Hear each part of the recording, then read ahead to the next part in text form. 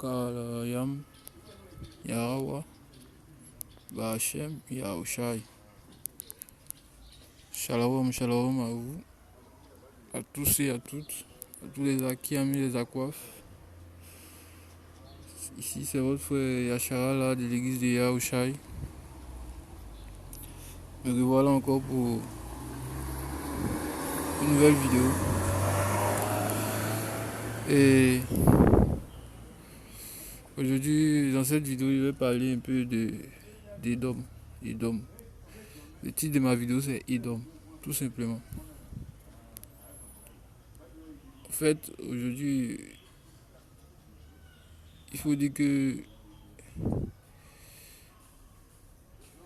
les nations toutes les nations qui sont sur la surface de la terre ont, c'est-à-dire les pays, disons les pays, ou même les nations, les pays qu'on appelle, on appelle nations aujourd'hui, ou bien peu importe le nom qu'on leur a attribué, nous savons tous qu'ils ont une origine qui est reliée à la Bible. Parce que toutes les nations qui sont réparties sur la surface de la terre ont leur origine dans la Bible. Et c'est dans cette Bible qu'on voit véritablement le véritable nom des nations qui habitent sur la surface de la terre. Et aujourd'hui, je veux parler particulièrement d'Édom. Il faut dire que Édom, dans cette vidéo, je vais essayer de montrer quelques évidences pour prouver que Édom, c'est l'homme caucasien ou bien l'homme blanc. J'ai fait un constat en ce qui concerne l'actualité. C'est tout qu'il y a eu dernièrement en ce qui concerne l'actualité dans le domaine spatial où il y a l'astronaute français Thomas Pesquet qui est allé à une mission dans l'espace. Et au travers de cette mission-là, je me suis rendu compte que ce type-là, et la parole même nous a éclairé. Grâce à cette parole, je vais réussir à prouver que effectivement Édom c'est le caucasien. Parce que tout d'abord je vais lire une vidéo qui est dans mon téléphone. Une vidéo de quelques minutes. Ça tue pas, c'est... Le pouce levé, Thomas Pesquet à gauche arbore son éternel sourire. Avec ses trois coéquipiers américains et japonais, le français a améri à 4h33 du matin dans le golfe du Mexique. Un retour amorcé 8 heures plus tôt. Il est 20h07 hier soir, lorsque la capsule Dragon vient de se décrocher de la station internationale. Thomas Pesquet, ici au centre, exécute sa dernière mission, faire un état des lieux en photo de l'ISS, abîmé après 23 ans de bons et loyaux services. Dernier au revoir à l'espace, avant de pénétrer. Alors, vous avez vu, on a appelé, comment on appelle ça, le vaisseau spatial, on l'a appelé comment? Le vaisseau spatial, ils lui ont donné le nom, quel nom? Dragon. Donc ça, c'est le premier aspect, Dragon. Je vais rentrer dans une deuxième vidéo, vous montrer quelque chose.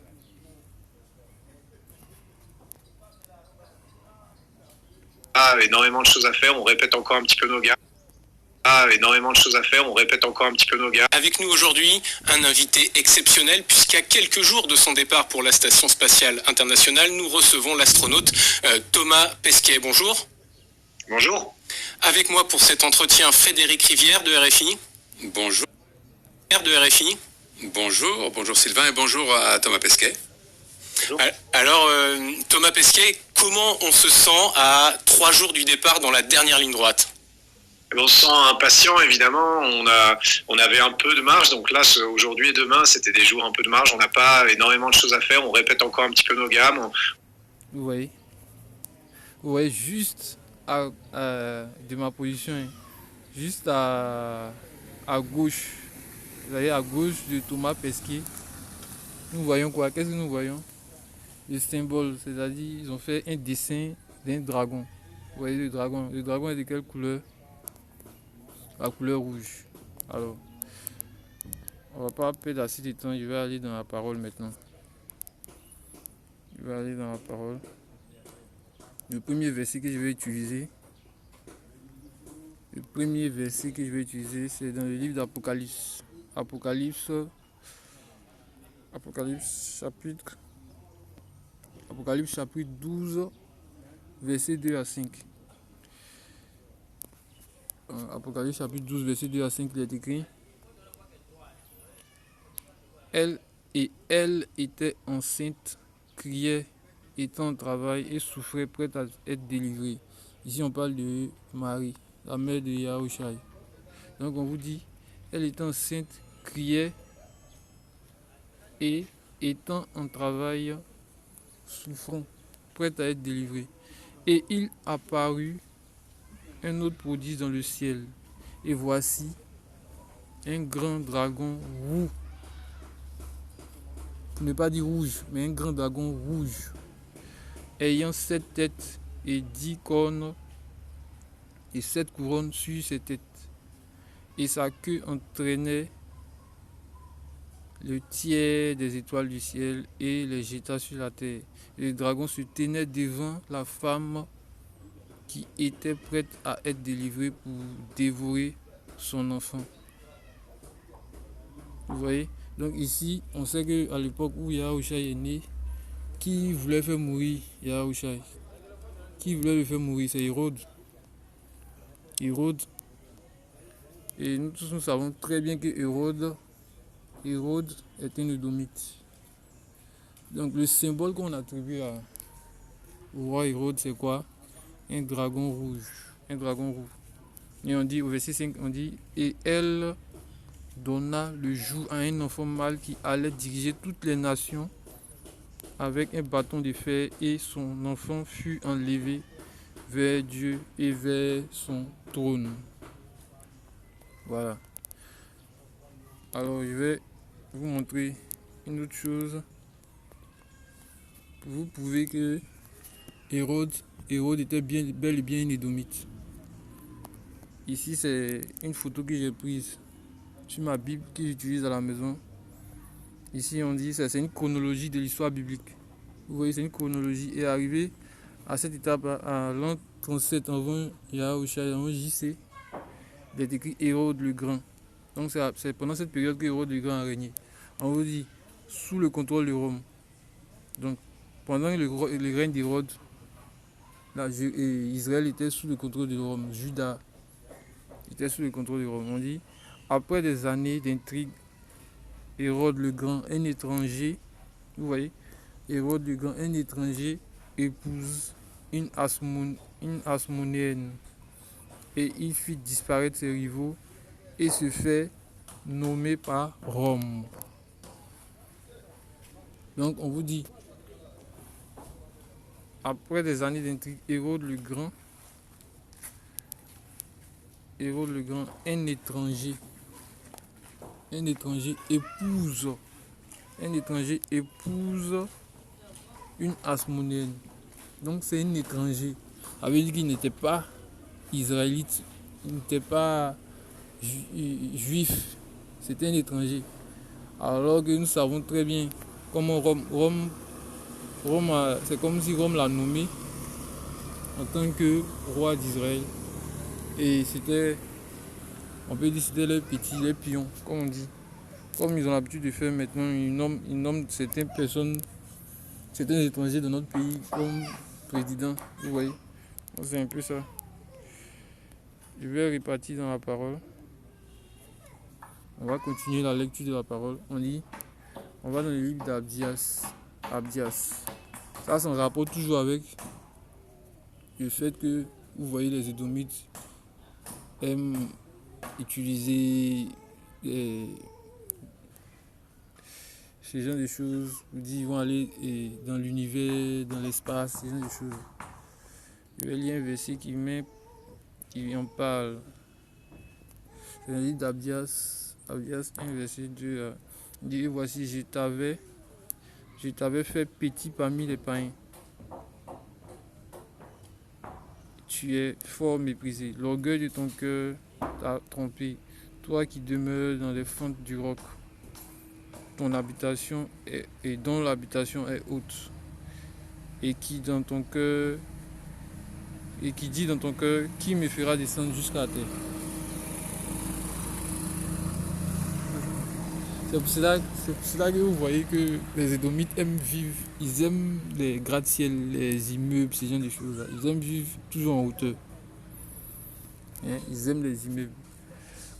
On continue, on dit, bien que tu t'élèves comme l'aigle et que tu mettes ton nid parmi les étoiles, je te ferai descendre de là, dit Yahweh.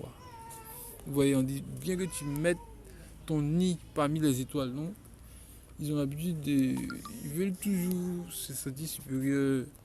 Genre, certaines personnes vont dire non, mais les blancs ils sont intelligents, parce que souvent on est là et puis on observe autour de nous, regardant la télévision, non, les blancs sont intelligents, mais si on réfléchit bien entre nous, toute cette technologie ou bien tout ce qu'ils font là, si on veut prendre une balance, on met les avantages et les inconvénients de tout ce qu'ils pratiquent comme technologie actuellement dans lequel nous sommes. Vous voyez très bien que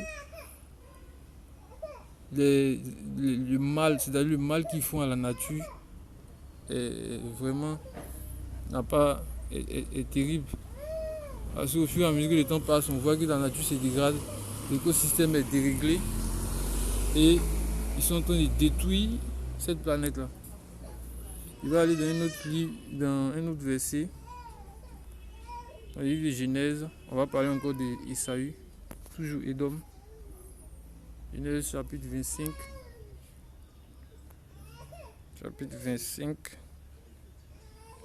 Genèse chapitre 25, verset 24 à 27. Il est écrit ça, on parle d'Ésaü. On dit, et lorsque ces jours, on parle de la naissance d'Ésaü. Et lorsque ces jours pour être délivrés furent accomplis, voici, il y avait, on parle de Rebecca ici, il y avait des jumeaux dans sa matrice. Et le premier sortit roux. Vous entendez? Le premier sortit roux, tout couvert comme un vêtement velu. Il s'appelait Ésaü. Donc le premier est sorti roux. Ça c'est les couleurs. C'est-à-dire, dans la Bible, quand on dit roux, on peut pas dire ils sont rouges. On ne peut pas dire non mais rouge, mais il est roux. Voilà. Ils sont roux. C'est les couleurs. Donc l'édomite de souche, c'est-à-dire l'édomite pur est roux. Même si maintenant on ne peut pas se baser sur cette couleur pour dire que parce que tu es roux, bien parce que tu es noir, tu es israélite, parce que tu es roux, tu es édomite. Vous voyez, il y a eu des mélanges, mais il faut savoir que l'édomite même pur est roux. Je vais dans Genèse 27, verset 38 à 40. Genèse 27, verset 38 à 40. Je vais faire la vidéo en deux parties. On dit, et Ésaü dit à son père, n'as-tu qu'une seule bénédiction, mon père? Bénis-moi, à savoir moi aussi, ô mon père. Et Ésaü éleva sa voix et pleura. Et Isaac, son père, répondit et lui dit, voici, ta demeure sera la graisse de la terre, et voici de la rosée du ciel d'en haut. Et par ton épée tu vivras et tu serviras ton frère, et il arrivera quand tu auras la domination que tu briseras son joug du dessus de ton cou. Donc vous voyez que nous savons tous qui sont les mercenaires qui pratiquent, on peut dire les mercenaires, qui ont l'habitude d'aller dans les pays pour essayer de conquérir les territoires. Nous voyons tous avec nos yeux qui font ce genre de choses. Alors je vais répondre à la vidéo, la deuxième partie. On se retrouve pour la deuxième partie.